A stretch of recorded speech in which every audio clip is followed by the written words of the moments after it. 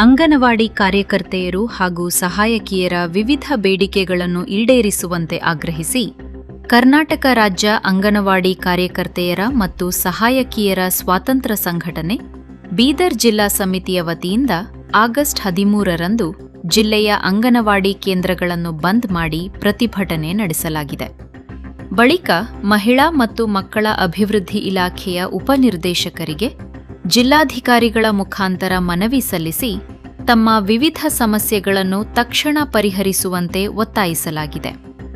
ಅಂಗನವಾಡಿ ಕೇಂದ್ರಗಳಲ್ಲಿ ಪೂರ್ವ ಪ್ರಾಥಮಿಕ ಶಿಕ್ಷಣ ನಡೆಸುವ ಜವಾಬ್ದಾರಿ ಅಂಗನವಾಡಿ ಕಾರ್ಯಕರ್ತೆಯರದ್ದಾಗಿದ್ದು, ನ್ಯಾಯಾಲಯದ ಆದೇಶ ಹಾಗೂ ಇಲಾಖೆಯ ನಿರ್ದೇಶನಗಳಿದ್ದರೂ ಕಾರ್ಯಕರ್ತೆಯರನ್ನು ಬಿಎಲ್ಒ ಸೇರಿದಂತೆ ವಿವಿಧ ಇಲಾಖೆಗಳ ಹೆಚ್ಚುವರಿ ಕೆಲಸಗಳಲ್ಲಿ ತೊಡಗಿಸಲಾಗುತ್ತಿದೆ ಎಂದು ಸಂಘಟನೆ ಆರೋಪಿಸಿದೆ.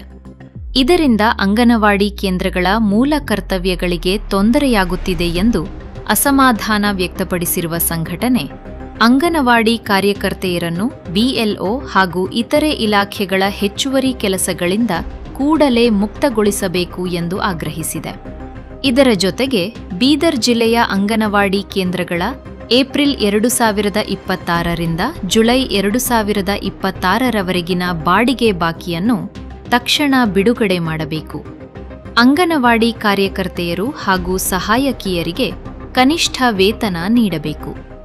ಕಳೆದ 2-3 ತಿಂಗಳಿನಿಂದ ಬಾಕಿ ಇರುವ ಗೌರವಧನ ಹಾಗೂ ವೇತನವನ್ನು ಕೂಡಲೇ ಪಾವತಿಸಬೇಕು.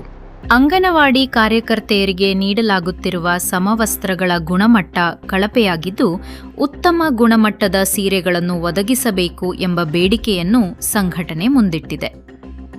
ಈ ಎಲ್ಲಾ ಬೇಡಿಕೆಗಳನ್ನು ಸರ್ಕಾರ ಮತ್ತು ಜಿಲ್ಲಾಡಳಿತ ಕೂಡಲೇ ಈಡೇರಿಸಬೇಕು.